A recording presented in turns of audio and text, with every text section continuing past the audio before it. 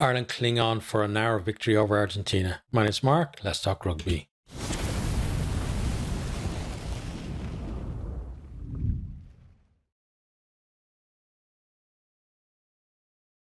Argentina looked to have started this one pretty fast. Ireland, handling error. They break up the field, keep the ball alive. Still extra errors from Ireland as well. And then Maroney gets over to dot it down, but we come back for a TMO review for a tackle on Crowley, and Maroney's involved here. He's upright. It's foul play, head on head. He gets yellow, goes for an off-field review. Try gets chalked off. Crawley then kicks a penalty to the corner. Ireland go to the maul. Immediately Kelleher breaks off, goes close. Ireland go through some phases, working it in field. Porter, good carry. Then Crowley steps, goes through a gap over to score. Nice footwork from him. Converts his own try, 7 points to 0. Ireland then on the attack, pretty much straight after the restart. Ball goes loose. Ringrose scoops it up.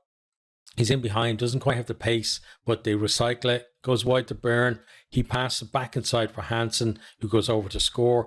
And, he did really well to get the ball down because, again, lots of, defense there from Argentina trying to prevent that and cause a knock on or something like that. But the defense tonight was really good from them. Ireland, again, poor, a lot of poor play from Ireland, like, handling not up to the standard that we expect from them. Crowley short with the touchdown conversion, 12 points to 0. And, this is when Ireland were looking good in the game. Argentina then on attack, looking to steady that ship. Tadhg Beirne trips the ball, but Ireland knock it on. Scrum in the 22 for Argentina. They look to run it from the scrum, but Gonzalez driven back in the tackle before Henshaw then gets pinged for offside. 12 points to 3, penalty from the tee. Yellow card then stays a yellow card. That seems pretty fair, honestly. Ireland then breaking to 22 again. They go wide. Henshaw puts Byrne away on the left. He goes over the line. On field, they say that it's a try. Goes to my review. I thought straight away, like it looked like he dropped the ball. After review, no try, knock on, correct decision. And what a tackle from MacLeod as well to dislodge the ball there. We have another TMO review then for Crockrow by Philly Beelum. It's a yellow card for him. Off-field review. For me, look, borderline, 20-minute red. When you're thinking about, Cummings getting that red for Scotland, I thought, yeah, it's pretty much the same. He's probably gone now for those 20 minutes and won't come back on. Albanese then lands the penalty, 12 points to 6. Argentina staying in the game. Ireland then, feel like they need the next score to wrestle back that momentum. Ryan lifted over the horizontal. Crowley kicks the penalty to the corner. Line-up malfunctions. Ireland back outside the 22. Crowley drops back into the pocket, drops a goal, 15 points to 6, but still Ireland not convincing anymore. Beelum's yellow card stays a yellow. They said not a high degree of danger. I still think he was very lucky that wasn't a red. Ireland then offside is run the ball. Another shot for Albanese. He splits the post, 15 points to 9, and Argentina really taking the sting out of that Ireland start. Then, on a side note, actually Clarkson came on for his debut for a scrum at tight head before Beelum came back on. The scrum didn't actually happen because Argentina got free kicked, but he was still on for a couple of minutes, and he did come on later again. Then silly penalty conceded by Isgro. Plays the 9 to Ruck. Argentina seem to be coping, with Ireland's attack on the edge of the 22. No need for him to do that at all. Ireland go to the corner. Line-out claim by Ryan. No momentum in the maul, so they go through the phases. Great defence from Argentina, and big hits drive Ireland back, and then they dislodge the ball. Ireland, feel like they need a little bit more invention. Too many one-out carries. From the line-out then they run it. Henshaw, good line. Popped it to low. He goes close. Then McCarthy has the power to get over. Good low body position as well. And he scores, converted by Crowley, 22 points to 9. And now it's time for Ireland to defend as Argentina picking and going into the 22. Ireland offside penalty. Argentina goes to the corner. Ireland deal with the maul well. And then the whole Argentina up over the line. as they were going one out, but Ireland offside, so another penalty. I think it was Doris was offside in for those two penalties. Then another penalty, this time for jumping across the line. I think it was Byrne. Ireland get a warning that the next one's going to go to the bin. Argentina tap and go on the penalty. Henshaw with a really big hit, driving them back. Oviedo then with a great carry, gets Argentina back within a few meters. A couple of phases later, and Ringrose turns it over. 22 points at 9 at half time. Big defensive set from Ireland, but Argentina right in this game. Argentina then with a period of possession in the opening minutes of the half. Juan Cruz Malia picks a nice line in midfield. Albanos puts him through that, breaks the line, steps Hansen and goes over to score. Really well finished try by him. And conversion makes it 22 points to 16. Lots of errors from Ireland, and they're looking wobbly. You feel like they need something, or someone just to steady things for them. Then they conceded another penalty. McCarthy goes to the bin for the number of penalties they've been given away. Albanos slots it for 22 points to 19. And, Ireland really do look in trouble. Crowley missed times to tackle then on Albanos. He, as he was claiming a high kick, Argentina up the line for that penalty, worked into position, and then Albanos in the pocket, but his drop goal is just very, scuffed and scruffy, and doesn't make it. Sam Prendergast then on for his debut with about 20 minutes to go, and what a cauldron to have to come into as well in terms of, misfiring team and under pressure as well. But, he's a young lad with a good head on his shoulders, and I thought he cope with it well. Then like O'Toole last week, Ryan Bird only on the field and has to go off again. I'm not sure what happened to him, but an injury, and he didn't come back for Peter Manny then is on to replace him. Ireland then win a penalty at the scrum, gives them a lift, and it's Clarkson actually getting the pats on the head, and you feel like they really do need to produce a score. But this is not an Ireland team that too often at least finishes with a head of steam. They go up the line for the penalty. Keane Healy comes on to equal Brian O'Driscoll's 133 cap record for Ireland. Carrera's then offside from a kick in his own 22. Great chance for Ireland. They opt to tap it and set up a maul. Dealt with well by Argentina. Ireland then move it. Argentina will suck up those attacks. They drive over then and turn it over. And that was actually when Prendergast made a decent break, but no real support there. And that was a big problem for Ireland in this one, was that when people were making ground, against that tough Argentinian defence, the support wasn't quick enough to get there to them.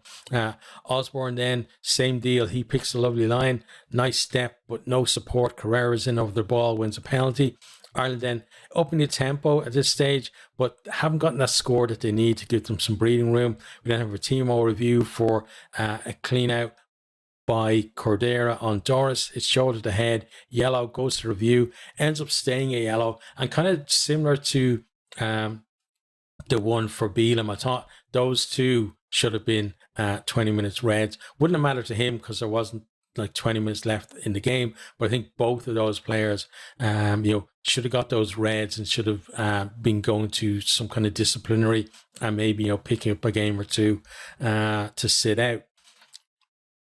And then back into 22, but again stout defense from Argentina. Eventually win a penalty with less than 2 minutes on the clock. Clock in the red then. Argentina have the ball around about halfway. Ireland seem to be dealing with them okay. They tried to drive over for the turnover, leaves a gap. Argentina go through that. Ireland then, a bit disheveled in defence, so Argentina make it into the 22. Going forward, working to within maybe about 7 meters out. Pick and goes in the shadows of the posts, looking to suck in that defence and maybe create space out wide, but they knock the ball on, and that's full time, 22 points to 19. So close to a famous win for Argentina. Ireland, surviving by the skin of their teeth on that one. So let's talk about the two teams. So first of all, we're going to talk about Argentina. I thought they did really well, having, conceded those couple of early tries to just stay in the game. They took their points. They caused Ireland problems, at times, couldn't quite, other than the Malia score, which was, nice pass and a piece of individual brilliance, didn't create that much in terms of, getting over to score. And the big thing for them was the defence. I thought the defence was excellent. They coped with that Ireland's attack was very one-dimensional, honestly. And then you look at the handling from Ireland as well, as you wonder, given how poor the handling has been the last 2 games, whether they didn't want to take too much of a risk in terms of, on their attack. It was very simple. There was a lot of kind of, big players trying to carry up there, but Argentina got in with double hits on players, and then Ireland then kind of on the back foot, even though they had the ball, they had to realign too many times, I felt, and that was the problem for Ireland. Ireland, generally what to try and do is to go through 3 or 4 phases where they're going forward and you're having to realign your defensive line, and then that's where they strike. But Argentina weren't allowed them to do that because it was Ireland that had to do a lot of the realignment there. You could see some individual players, the likes of Ringrose, Henshaw at times, and then Osborne when he come on, like basically the 3 midfielders there, finding gaps, but no real support for players. And a lot of time then you had a lot of the big players out in the wing as well for Ireland. But as I said, Argentina, the defence was excellent from them. They took their points when they should have done. I thought there at the end, when they had a penalty, they might have just decided, we're going to go for the posts and go for a draw, because a draw would have been even amazing for them, having, lost the previous 10 meetings in Dublin, and would have been, even that would have been a statement for them, I think, against Ireland. But they wanted that win, and they came so close in the end as well. They, 22 points to 9 at half time, 22-19 at the end. No points for Ireland since whatever was the 35th minute or whatever, the conversion from the McCarthy try, and that's credit to Argentina. Again, massive defensive effort, and got themselves in a position to potentially nick it at the end. They were brave enough to go for it, but they weren't rewarded for their bravery. And I'm an Ireland fan, so I'm glad that Ireland won. But I know if you're neutral, you are absolutely cheering Argentina on there, and I absolutely do not blame you, because if it was Argentina against any of the other big teams that they maybe haven't beaten at home, I would be right there with you, cheering for them as well. I feel like Argentina deserves something out of this game, that they played so well compared to as well. Like Ireland, just we'll come on to Ireland now. Like the start of the game, looked better than they did against New Zealand, but still not up to the level that we expect from them. And that was my problem with the selection, was that the real issue for me is that players are almost being rewarded for poor performance, in that, if you look at the best teams, consistently best teams in the world, and even Ireland, with Andy Farrell when he came in first, was that if you're not performing, then there's a guy who's going to step in and take your place. But now it's gotten to the point with Farrell where it's like, this is my team and these are the guys I trust. And he even talked about it. Oh, we don't have a million players to pick from, but we do have more than 20 to 23 that you were picking all the time, and more than the 15 that you keep starting. So, there are other options there. And, it's one of the reasons why I would have liked to have seen more changes for this game. Like Bundy Aki, best player for Ireland the last 2 seasons, he's the only one that gets dropped for this game, really? Like, it doesn't make sense. And I'm honestly really worried about Ireland at this stage. The performance handling was bad, discipline was bad. I talked about it many times before, is that, our maul attack is poor. And the reason why before it looked like, our maul was decent is because we had Dan Sheehan, who is so good at coming off the back of the maul and being able to get over the line to score. We don't have anyone else like that. So when our maul, inevitably gets halted, we don't have the player who can actually do that, like Sheehan now, to get over and score. So now we're seeing what happens when teams are able to cope with their maul, and we don't have that threat anymore. They know they can stop the guy breaking off, and then they're going to cover wherever comes after that. And for the most part, Argentina did that really well tonight. And I thought our line-out was poor as well. Scrum was kind of 50-50. And, Porter again got pinged for no, it wasn't him actually. It was Beelum. Sorry. Apologies to Porter. Beelum actually got pinged for driving in as well in one of the scrums. So, we're like, you look at that and you think, what are the positives out of this game? Well, first of all, Crowley in the first half was certainly better than he was the last time. So I'm glad that he got to play again. He did go off the boil a little bit in the second half. Thought Prendergast did well when he came on. As I said, the centres were good. Wings looked lively. Keenan looked okay. But the pack, not great on defence. A lot of people getting caught out there. And again, too many handling errors, too many mistakes, giving away lots of penalties, being offside, under a lot of pressure, and very kind of one-dimensional in attack. Like, individuals doing okay, but as a team, not doing well. It really does feel like we need to freshen up. And what I'm worried about now is that, are we going to see the amount of changes that we want to see against Fiji, or is this another one where far we're looking, I think, oh, well, if this team just about beat Argentina, well, then can I really bring in these other players that apparently he doesn't trust so much against Fiji?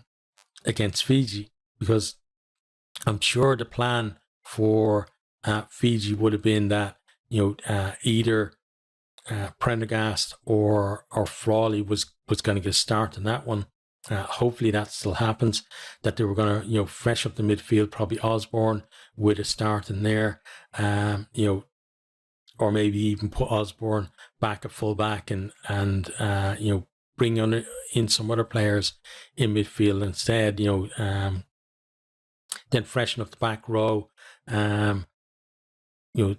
maybe give Clarkson a start in the front row, and probably beside Herring there, and probably Porter again, unfortunately, and not anyone else, because apparently we don't have any loose heads coming through. I know, you look at it and you think, how have we got in that position?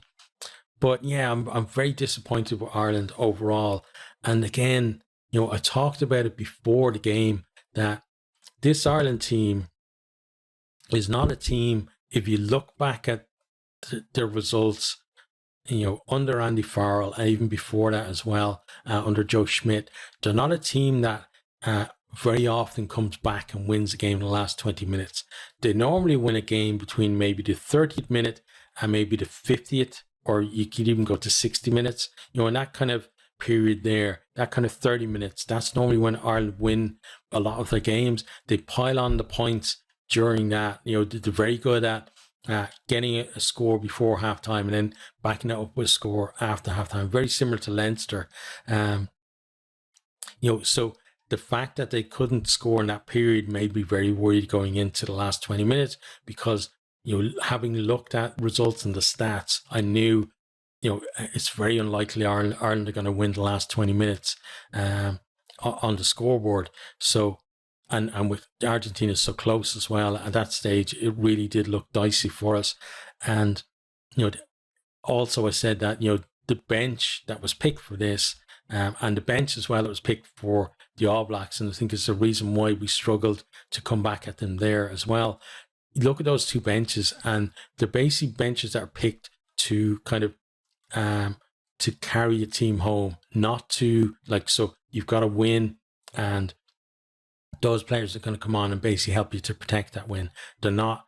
You look at the bench and you think there aren't many options there to come on and actually spark a revival, spark a comeback, and that's what we saw in those two games as well. Like Ireland, not getting any scores in the vital, last kind of 20 minutes or so, to make this game more comfortable than maybe it deserved to be, honestly, because Argentina were so good. But those are my thoughts on that. And, we'll have to see what happens against Fiji in terms of, selection. But yeah, I'm definitely worried about them. You let me know what you think down in the comments.